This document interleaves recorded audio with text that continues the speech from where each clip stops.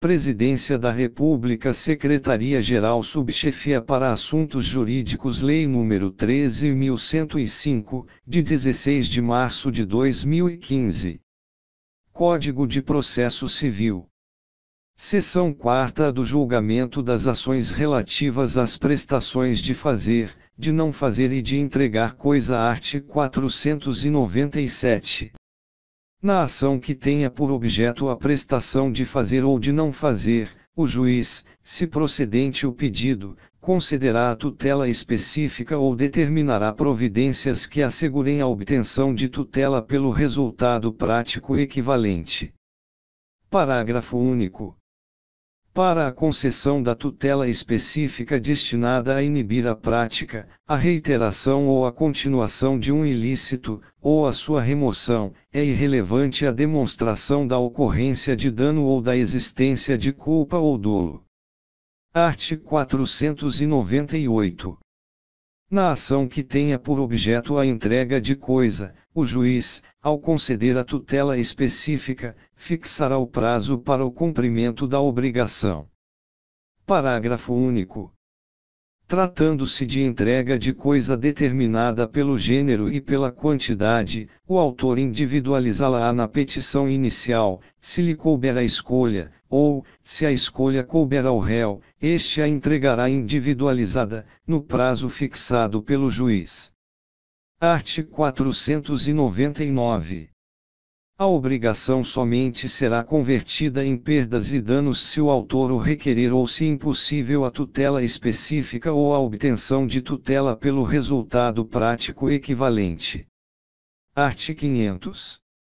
A indenização por perdas e danos dar-se-á sem prejuízo da multa fixada periodicamente para compelir o réu ao cumprimento específico da obrigação. Art. 501.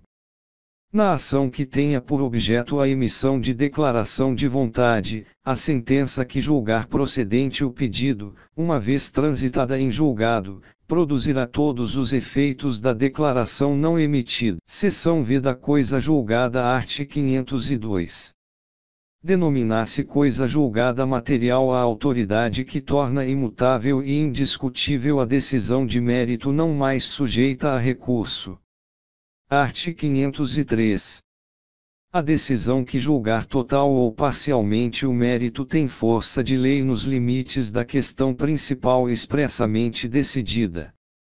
Primeiro, o disposto no caput aplicar-se à resolução de questão prejudicial, decidida expressa e incidentemente no processo, se, e, dessa resolução depender o julgamento do mérito. Segunda, a seu respeito tiver havido contraditório prévio e efetivo, não se aplicando no caso de revelia. Terceira, o juízo tiver competência em razão da matéria e da pessoa para resolvê-la como questão principal.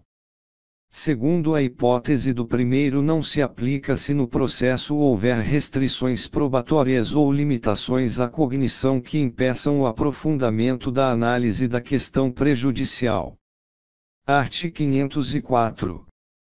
Não fazem coisa julgada, e, os motivos, ainda que importantes para determinar o alcance da parte dispositiva da sentença, segunda, a verdade dos fatos, estabelecida como fundamento da sentença. Art. 505.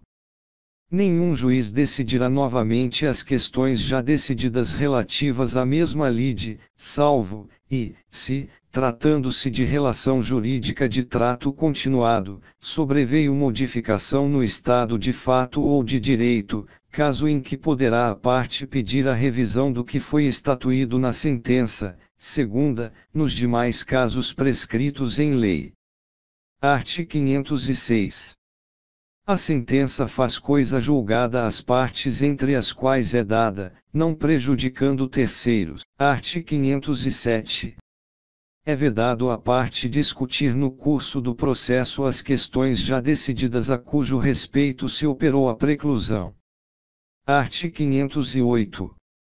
Transitada em julgado a decisão de mérito, considerar-se-ão deduzidas e repelidas todas as alegações e as defesas que a parte poderia opor tanto ao acolhimento quanto à rejeição do pedido. Capítulo 14 da liquidação de sentença, art. 509.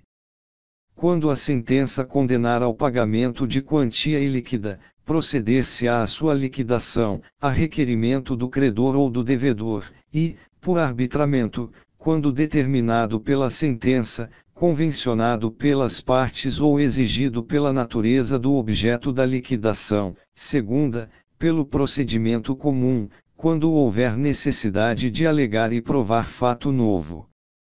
Primeiro, quando na sentença houver uma parte líquida e outra ilíquida, ao credor é lícito promover simultaneamente a execução daquela e, em autos apartados, a liquidação desta. Segundo, quando a apuração do valor depender apenas de cálculo aritmético, o credor poderá promover, desde logo, o cumprimento da sentença. Terceiro, o Conselho Nacional de Justiça desenvolverá e colocará à disposição dos interessados programa de atualização financeira. Quarto, na liquidação é vedado discutir de novo a lide ou modificar a sentença que a julgou. Art. 510. Na liquidação por arbitramento, o juiz intimará as partes para a apresentação de pareceres ou documentos elucidativos, no prazo que fixar, e, caso não possa decidir de plano, nomeará perito, observando-se, no que couber, o procedimento da prova pericial. Art. 511. Na liquidação pelo procedimento comum, o juiz determinará a intimação do requerido, na pessoa de seu advogado, ou da sociedade de advogados a que estiver vinculado, para, querendo, apresentar contestação no prazo de 15 dias, observando-se, a seguir, no que couber, o disposto no livro e da parte especial deste Código. Art. 512. A liquidação poderá ser realizada na pendência de recurso, processando-se em autos apartados no juízo de origem, cumprindo ao liquidante instruir o pedido com cópias das peças processuais pertinentes.